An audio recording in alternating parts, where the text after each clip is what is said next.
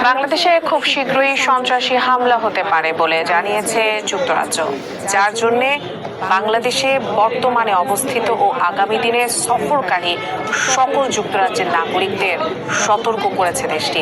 British নাগরিক ও যুক্তরাজ্যের স্বার্থ সংশ্লিষ্ট স্থাপনাগুলোতেই সন্ত্রাসী হামলার উচ্চ ঝুঁকি রয়েছে বলে এই সতর্কতা জারি করেছে দেশটি। তবে হঠাৎ কোন তথ্যের ভিত্তিতে যুক্তরাজ্যের এমন মনোভাব, বিস্তারিত জানাচ্ছেন ইস্তিয়াক হোসেন। জুলাই আগস্টে বাংলাদেশে ব্যাপক সহিংসতা হয়, যার ফলে ঝরে অগণিত তরুণের প্রাণ।